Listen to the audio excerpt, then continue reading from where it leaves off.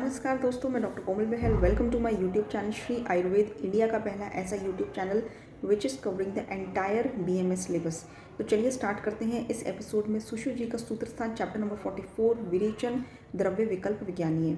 इसमें सबसे पहला जो इम्पॉर्टेंट पॉइंट एंड टॉपिक है, जो पैराग्राफ है स्टार्टिंग में दिया गया है, उसमें क्या कहा है। उसमें कहते हैं यदि आपको विरेचन के लिए मूल का प्रयोग करना है तो आप अरुण वर्ण की त्रिव्रत यानी कि लाल निशोध की मूल का प्रयोग कर सकते हैं। यदि आपको विरेचन के लिए त्वचा का प्रयोग करना है तो तिलवक यानी कि लोद्र की त्वचा का प्रयोग कर सकते हैं। और स्वरस के लिए कारवेलक यानी कि करेले के स्वरस का प्रयोग विरेचन के लिए होता है। तेल में एरंड तेल प्रयोग होता है। दुग्ध में स्नूही, थूहर या सुधा जिसको बोलते हैं, उसके दूध का प्रयोग विरेचन के लिए होता है। एंड फलों में विरेचन का प्रयोग जो है हरितकी के फल का प्रयोग किया जाता है फॉर विरेचन। ठीक है, ये आपको अच्छे से याद रखना है। नेक्स्ट इसमें जो पैरा आता है दैट इज श्लोक नंबर 8 एंड 9।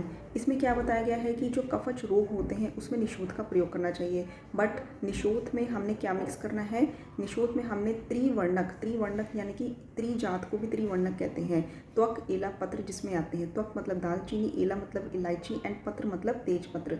तो त्रिवर्णक या त्रिजात जो है इसको हमने निशोथ में मिक्स करना है। और साथ में हमने त्रिउष्ण मतलब कि सौंठ, पिपली और काली मिर्च, ठीक है, इनका जो है मिक्स हमने निशोथ में करना है। और फिर कफच रोगों में हम लोग जो है गुड़ के साथ दे सकते हैं। ठीक है, निशोथ, त्रिवर्णक या त्रिजात एंड त्रिउष्ण। ठीक है।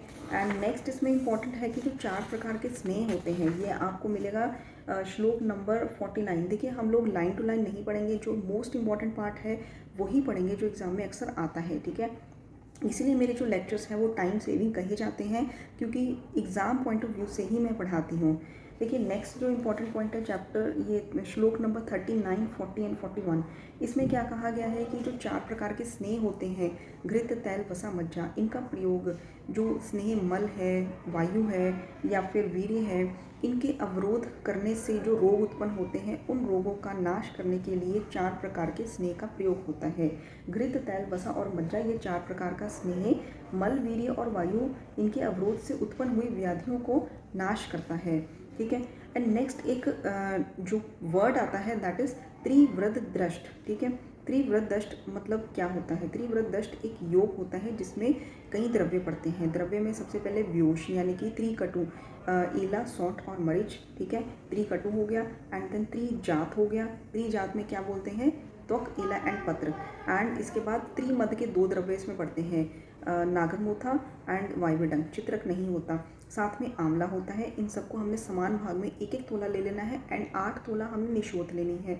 इन सबको मिक्स करना है और हमने इसमें जो है दंती मिक्स कर लेनी है। ठीक है, एंड इसको हमने ठंडे पानी के साथ, इसका जो अनुपान जो है वो दिया जाता है रोगी को।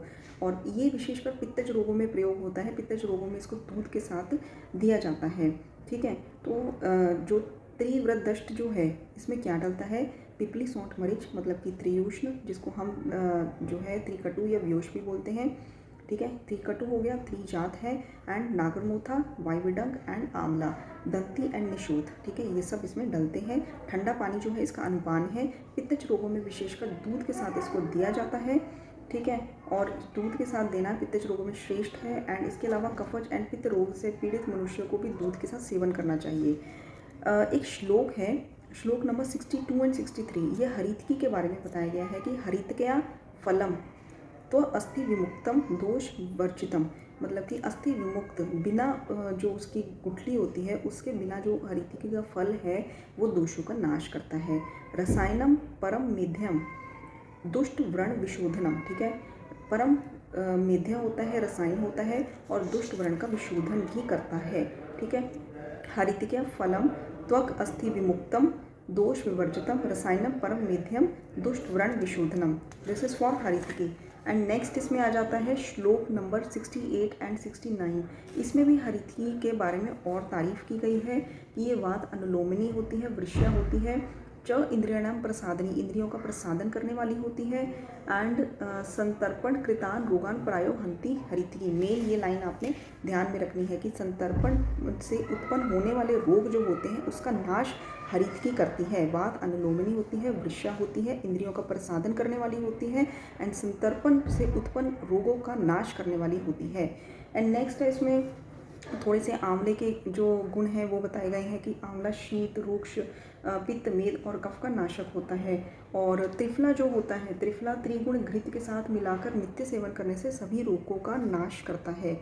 और नेक्स्ट इसमें एक चीज़ बताई गई है कि जो सुधा होती है, ठीक है, इसका जो स्नूही का वृक्ष होता है ये 2 प्रकार का होता है। एक में बहुकंटकी होता है, मतलब काफ़ी सारे कांटे होते हैं, और दूसरा होता है प्रवरकंटक, ठीक है। जो श्रेष्ठ होता है वो प्रवरकंटक होता है। एंड ये आपको विमर्श में मिलेगा, श्लोक नंबर 78 के विमर्श में। तो इसमें है कि जो प्रवरकंटक वाला होता है उसमें दूसरे या तीसरे द्विवर्ष या त्रिवर्ष में पाटन करके उसका दूध निकाला जाता है। जो प्रवरकंटक वाली स्नूही होती है, ठीक है, स्नूही 2 प्रकार की होती है, बहुकंटक एंड प्रवरकंटक। प्रवरकंटक वाली स्नूही जो होती है उसमें पाटन करके आचार्य चरक ने कहा कि दूध निकाल के उसका प्रयोग किया जाता है। एंड सभी आचार्यों ने लगभग पंचविध कषाय कल्पना बताई है। आचार्य सुश्रुत जी ने छठविध कषाय कल्पना बताई है। एक्स्ट्रा उन्होंने क्या ऐड किया है, एक्स्ट्रा उन्होंने क्षीर ऐड किया है, ठीक है। तो यहाँ पर क्षीर सबसे गुरु तथा फांड सबसे लघु होता है, इन्होंने ये बोला है, ठीक है। तो यहाँ पे ये चैप्टर जो है समाप्त होता है। और इसके अलावा इसमें से कोई और ख़ास क्वेश्चंस नहीं आते हैं। जो क्वेश्चंस आते हैं मैंने आपको बता दिए हैं। इसको अच्छे से लर्न कर लीजिए ताकि आपको एग्ज़ाम में फिर से कोई प्रॉब्लम ना आए जब भी कोई इस चैप्टर में से जब भी कोई क्वेश्चन आए। तो अगर अच्छा लगे तो सब्सक्राइब कर दीजिए, कमेंट कर दीजिए, लाइक कर दीजिए एंड कमेंट ज़रूर करिए। आप कमेंट नहीं करते कि आपको कितना समझ आया, कितना नहीं समझ आया। तो धन्यवाद।